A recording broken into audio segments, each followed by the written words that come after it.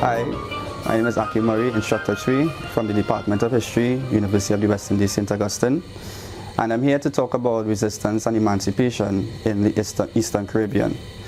When we talk about resistance leading up to emancipation in the British West Indies, and by extension Eastern Caribbean, we must first consider insurrectionary and non-insurrectionary forms of resistance. Right? So we're talking about violence and non-violent resistance, essentially. And in looking at that, we tend to focus on the major rebellions leading up to emancipation in the islands, the larger islands of the Caribbean. We're talking about Barbados, the 1816 rebellion, the 1823 rebellion in Guyana, and the 1831 rebellion in Jamaica under Samuel Sharp. Of course, we make reference to the Haitian Revolution as well, starting off from 1791 and running until 1804.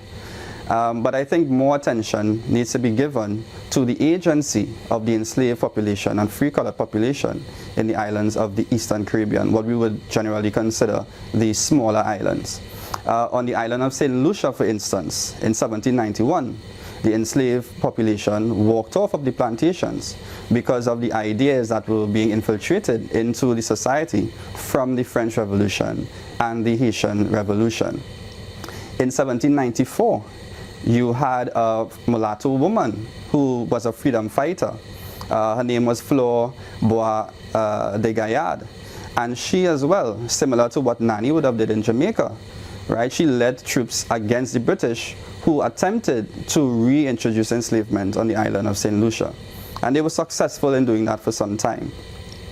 Of course, the British then eventually, in the beginning of the 19th century, restored enslavement on the island. We must also look at Grenada and the work of Julian Fedon, who was a free color of French extraction, who also led a number of enslaved persons and free colors in a rebellion on a plantation in Grenville, on the northern eastern part of Grenada. And again, he was successful to some extent in resisting the authorities on the island. And similarly to the case in St. Lucia, some of the cues were taken from the French Revolution, the Haitian Revolution, along with the poor treatment of French settlers and Catholics on the island of Grenada by the British government. Now we can talk about emancipation. And of course, similarly, in the rest of the British West Indies, you had emancipation being proclaimed on the 1st of August, 1834. And similar celebrations took place across the Eastern Caribbean, including St. Vincent, where approximately 18,000 enslaved Africans were freed, and many of them were well aware of the momentum moving towards emancipation. They were informed of what was taking place in Britain in 1833 when it was passed in the British Parliament, and they were anticipating emancipation on the estates. And many of them went to the main Methodist chapel on the island to celebrate the occasion. But of course, we must look to the apprenticeship system, which was a piece of legislation that was embedded in the Emancipation Proclamation. And essentially, what it meant was that the enslaved population was now neither bond nor free. They still had to serve a compulsory approximately 40 hours of work per week, to the planters. And of course, resistance took place in the Eastern Caribbean towards that system. In St. Kitts, immediately they started to resist for the first few weeks of the apprenticeship system.